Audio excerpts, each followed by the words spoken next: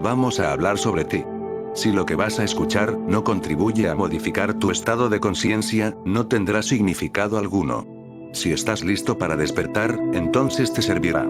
A la mayoría de ustedes les resultará imposible renunciar a lo que son, a su estado de bienestar, a su familia, a su estatus social, y en definitiva, al universo que han fabricado para que su ego exista.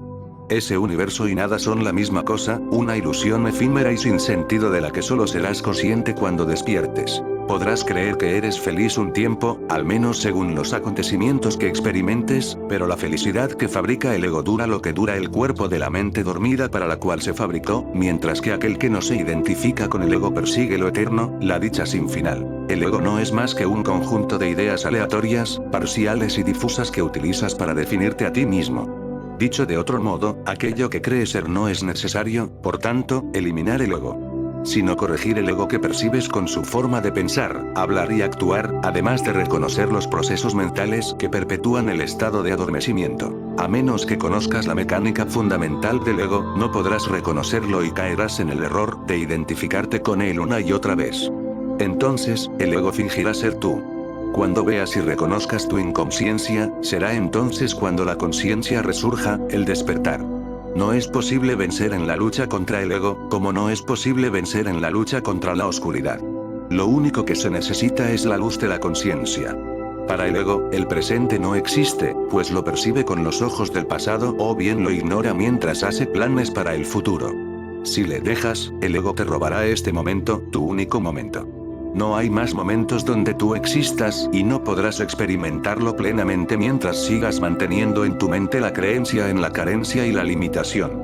Mientras te mantengas centrado en el alcanzar, el pretender, el codiciar, sin la creencia en el esfuerzo y el sacrificio, sin el sentimiento de carencia, el pasado y el futuro dejan de ser relevantes. El ego es el gran arquitecto del mundo, construye barricadas, establece fronteras, te define como una sola cosa, impidiéndote ser cualquier otra. Pero tú no eres tu nombre, no eres tu oficio, no eres tu religión ni tu partido político, tú eres el que eres, nada más que eso. Cuando dices soy católico, soy médico o soy comunista, estás limitando tu auténtico estado de ser. Todo eso que dices ser no son más que creencias adquiridas en tu experiencia y hacen respirar tranquilo al ego, pues garantizan su supervivencia. Desde el mismo momento en que te defines como alguien en particular, el verdadero tú desaparece. Cuando Jesús dijo niégate a ti mismo, lo que quiso decir fue niega y, por tanto, deshace la ilusión del ego. Por eso, cuando le preguntaron quién eres, respondió yo soy el que soy, una persona libre no es nada, solamente es, y así será eternamente. Una persona dominada por el ego morirá cuando desaparezca la etiqueta con la que se identifica. Si afirmas ser director de un banco, morirás un poco cuando pierdas tu cargo. Una persona que se identifica con el ego morirá un poco cuando su país desaparezca, pues tiene nacionalidad, y también cuando pierda su dinero, pues se midió a sí mismo por los dígitos de su cuenta bancaria. El tú identificado con el ego cambia cuando cambia aquello con lo que se ha identificado, de modo que es mortal. El tú auténtico no cambia, pues como observador está más allá de la experiencia, de modo que es inmortal, lo que tú eres no puedes identificarlo ni etiquetarlo, es inmensurable y existe en un estado de paz absoluta. El ego, en cambio, es una imagen mental limitada por lo que cree ser, en una lucha constante por su supervivencia.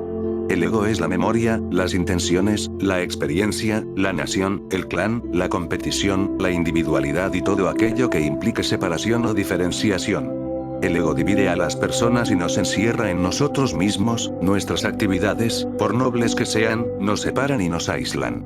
En aquellos momentos en los que el ego no está presente, no hay sensación de lucha ni de esfuerzo, pues no hay nadie que deba ser protegido, la realidad no necesita ser protegida. El ego, en cambio, busca reafirmarse a sí mismo precisamente porque no es real. En todo momento tenemos experiencias y reaccionamos ante ellas según sean nuestros recuerdos, reaccionamos ante cualquier cosa que vemos o que sentimos, de este proceso de reacción surge la experiencia. Cuanto más inmersos estamos en una experiencia, tanto más se fortalece el ego. Como resultado de la experiencia, tenemos cierta fuerza de carácter, de conocimiento, de creencia, de pertenencia a algún grupo determinado, y de eso hacemos gala ante otras personas porque sabemos que no son tan dotadas como nosotros o no pertenecen al grupo al que nosotros pertenecemos. podemos ver cómo el ego siempre sigue actuando, nuestras creencias, nuestros maestros, nuestras castas o niveles sociales, nuestro sistema económico, son un proceso de aislamiento y de conflicto. Anhelamos comprender qué es la verdad, pero luego tenemos nuestra proyección de lo que consideramos que es la verdad, puesto que hemos leído mucho al respecto y hemos oído hablar a mucha gente. El deseo mismo es proyectado y experimentamos y reconocemos ese estado. Si no reconociera ese estado, no lo llamaría verdad. Pero lo reconocemos. Y esa experiencia da vigor al ego. Entonces, el ego se atrinchera en esa idea y decimos, yo entiendo. ¿Hay Dios, no hay Dios? O decimos que un determinado sistema político es justo y los otros no lo son. Con el tiempo, el ego siempre produce ansiedad, miedo, frustración, desesperación, desdicha, no solo en mí mismo sino en cuantos me rodean. El ego siempre quiere cambiar las cosas, nunca está satisfecho porque se alimenta del conflicto y de la lucha. No queremos ser parcialmente inteligentes sino totalmente inteligentes. Las personas son inteligentes de diferentes maneras, pero no lo somos completamente. Ser completamente inteligente significa ser sin ego. Aún así, cuando decimos que queremos disolver el ego, en el momento en que decimos, quiero disolver esto, existe aún la experiencia del ego. Pues hay deseo y así el ego se fortalece. También podemos observar que la acción creadora no es en absoluto la experiencia del ego. Solo hay creación cuando el ego no está presente, porque la creación no es intelectual, no es autoproyectada. Y aquí reside el problema. Cualquier actividad de la mente, positiva o negativa, es una experiencia que en realidad fortalece al ego. Solo la mente deja de fortalecer al ego cuando existe un completo silencio. Siendo así las cosas, ¿cómo podemos dar solución al tremendo problema del ego? Cuando vemos todo el proceso del ego, sus astutas invenciones, su inteligencia, cómo se encubre mediante la identificación, mediante la virtud, mediante la creencia, mediante el conocimiento, cuando vemos que nos estamos moviendo en círculos, en una jaula que él mismo ha fabricado, cuando nos damos cuenta con pleno conocimiento de ello, encontramos una paz extraordinaria que no se generó por la fuerza ni mediante recompensa alguna. Cuando reconocemos que toda actividad de la mente es tan solo una forma de fortalecimiento del ego, cuando estamos realmente en ese estado, entonces veremos que la mente que está totalmente en calma no tiene el poder de crear. Cualquier cosa creada por la mente lo es dentro de un círculo, dentro del ámbito del ego. Cuando la mente no crea, entonces existe la creación, lo cual no es un proceso reconocible. La realidad, la verdad, no se puede reconocer. Para que la verdad surja, la creencia, el deseo, la exclusividad, la preocupación por demostrar, por ser más y mejor, todo eso debe desaparecer. La persona virtuosa que persigue la virtud jamás podrá encontrar la verdad, podrá ser una persona decente, pero esto es algo totalmente distinto del hombre que vive la verdad, del hombre que comprende, del hombre que vive la verdad. La verdad se ha manifestado.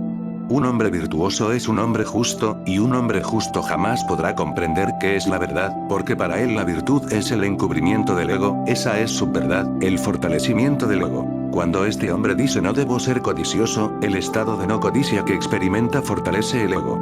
Por eso es de gran utilidad ser pobre, no solo en las cosas materiales del mundo, sino también en creencias y en conocimientos. Un hombre rico en bienes materiales o un hombre rico en conocimientos y en creencias jamás conocerá otra cosa que la oscuridad y será el centro de toda discordia y sufrimiento. El amor no es el amor del ego. El ego no puede reconocer al amor. Decimos yo amo, pero al decirlo y al experimentarlo, el verdadero amor desaparece. Tú amas a esa persona y quieres que sea feliz, pero buscas su aprobación y formar parte de su felicidad o el ego se resentirá. Eso es amar con condiciones, por lo tanto, no es amor. Allí donde haya un deseo que satisfacer, una necesidad que cubrir, allí estará el amor del ego, hasta que uno de los dos cese, entonces desaparecerá. El amor es uno, no es posible amar a alguien de una manera y a otra persona de otra, por difícil que sea aceptar esto. En el amor verdadero no hay grados, clases o niveles, solo unidad.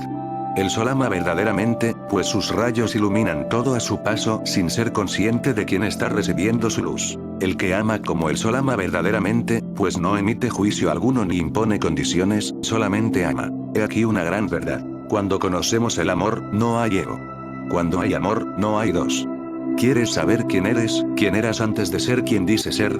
Vive en ti independientemente de lo que veas o escuches, independientemente de lo que decidas ser, vive en ti.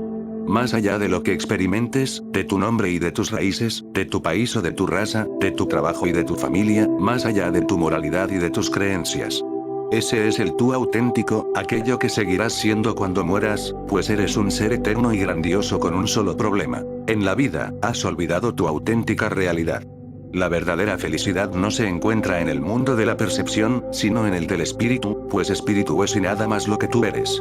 Recuerda esto, recuérdalo. El camino del ego te llevará a una lucha sin final, donde no puedes ganar, no puedes y donde nunca encontrarás la paz. Cuando te hayas cansado de intentar, de perseverar, de cambiar tus planes una y otra vez en busca de la ansiada felicidad, solo entonces dejarás de esforzarte y empezarás a ser consciente de la trampa en la que has estado viviendo. Es el acto de olvidarse de uno mismo, de entregar las armas, lo que te traerá la paz. ¿Y qué ocurrirá entonces? Ocurrirá que serás libre, pues habrás olvidado lo que es el miedo.